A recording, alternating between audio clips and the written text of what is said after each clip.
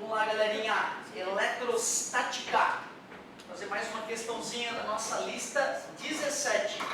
Agora, na página 14. Lista 17, página 14, questão 76. Falava o seguinte: sobre o eixo X são fixadas duas cargas pontiformes, Q1 menos 2 microcoulomb e Q2 8 microcoulomb, nos pontos de abscissas 2 e 5 respectivamente, como representado no esquema. Então o cara fez um eixo X, marcou o ponto 0, no ponto de abscissa 2 ele vai colocar uma carguinha que ele chamou de Q1, e no ponto de abscissa 5 ele colocou uma outra carguinha que ele chamou de Q2. E ele disse que Q1 era menos 2 microcoulomb e Q2 era 8 microcoulomb. O vetor campo elétrico resultante da ação dessas duas cargas tem intensidade nula no ponto de abscissa. Olha, aqui no meio não pode ser, porque, aliás, pode até ser, porque essa carga sendo negativa, ela gera um campo que aponta para ela. Essa carga sendo positiva, gera um campo que aponta para longe dela. Então, de fato, neste miolo aqui, neste meio, tanto o vetor campo elétrico da carga 1 quanto da carga 2 apontam para a esquerda. E dois vetores que apontam para a esquerda não podem se anular. Cargas negativas, o campo é chamado de aproximação. Cargas positivas, o campo é chamado de afastamento.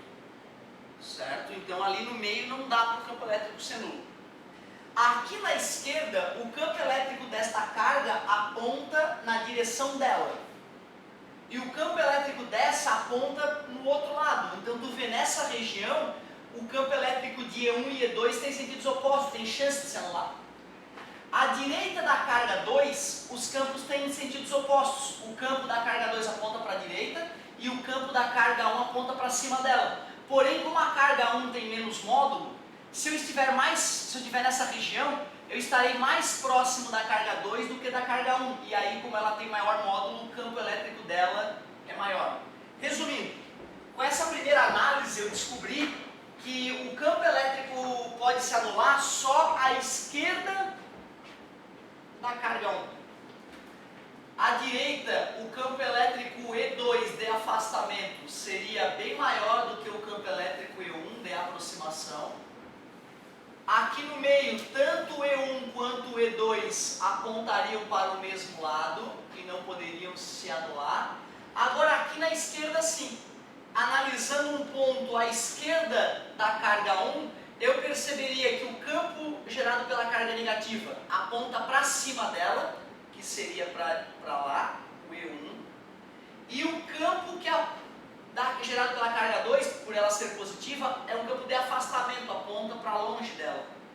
Então naquele momento eu tenho chance de que E1 e E2 tenham o mesmo módulo. É isso que eu vou procurar.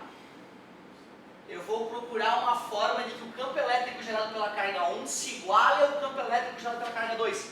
Como é que se calcula o campo elétrico gerado por uma carga?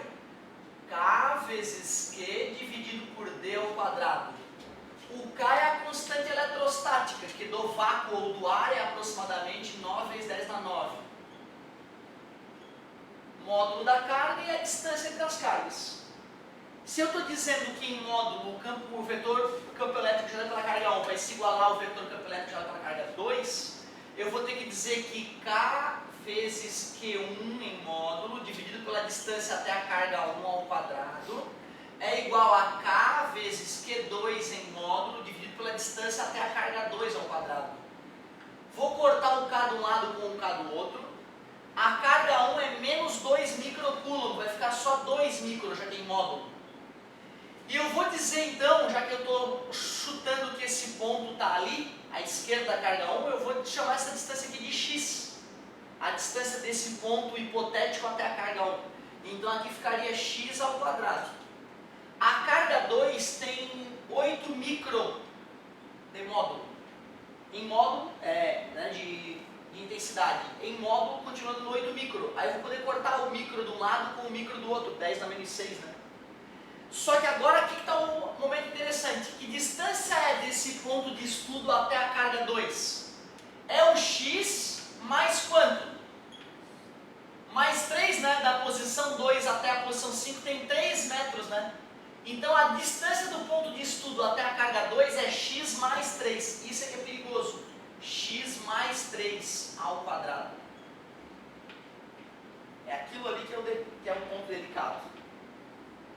Eu lembro, cara, que eu já fiz esse tipo de questão fazendo propriedade, né, um produto notável aqui, transformando uma equação de segundo grau para resolver a equação de segundo grau. Só que muito mais prático seria simplificar por 2 aqui, simplificar por 2 ali. Ficaria 1 sobre x ao quadrado é igual a 4 sobre x mais 3 ao quadrado. E em vez de fazer multiplicação cruzada, distributiva e resolver a equação de segundo grau, muito mais gostoso é simplesmente extrair a raiz quadrada em ambos os lados da igualdade. Raiz de 1 é 1, raiz de x ao quadrado é x, raiz de 4 é 2, raiz de x mais 3 ao quadrado é x mais 3. Aí fechou. Multiplicação cruzada, x mais 3 é igual a 2 vezes x, 2x, mais passa menos, 3 é igual a 2x menos x. 3 é igual a x. X é igual a 3 metros. Cuidado! O fato de ter dado 3 metros mostra que vai ser na posição menos 1, né? Vai ser na posição menos 1 em que vai ocorrer essa anulação do campo elétrico. A 3 metros da carga 1. Como ela está a 2 metros da posição 0, vai ter que ser 1 metro ainda para a esquerda da posição 0. Então é na posição menos 1 que isso vai acontecer. Letra B.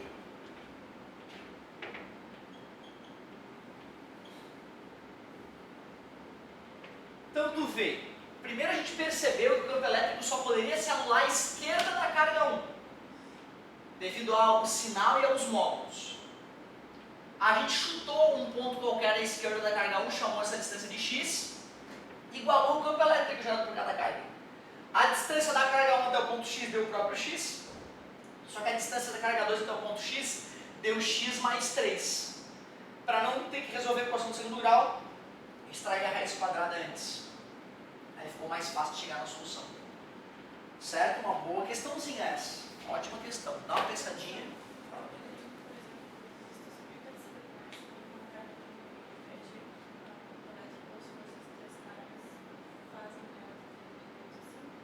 Sim, só que se a outra carga... A força na carga é nula. Ele bota uma terceira carga e pergunta que a força é nula. Daria para fazer exatamente assim. Porque não valeria a pena montar a lei de Coulomb para uma e a lei de Coulomb para outra. Porque a carguinha dessa terceira carga vai ser a mesma tanto de um lado quanto do outro. Então tu poderia fazer tanto pela lei de Coulomb quanto assim. Assim eu acho que é mais prático fazer. Daí é para fazer pelo mesmo método. Porque só vai ser força nula quando o campo elétrico é nulo. Então dá para fazer assim. Fica mais prático do que usar a lei de Coulomb. Se bem que quando a gente fosse igualar a lei de Coulomb, a gente também poderia cortar a carga, né, a terceira carga de um lado e do outro. Então ia acabar dando a mesma coisa. Depois, de repente, podemos fazer uma dessa. Eu crio uma situação parecida para a gente exercitar. Ótima pergunta. Isso aí, galerinha.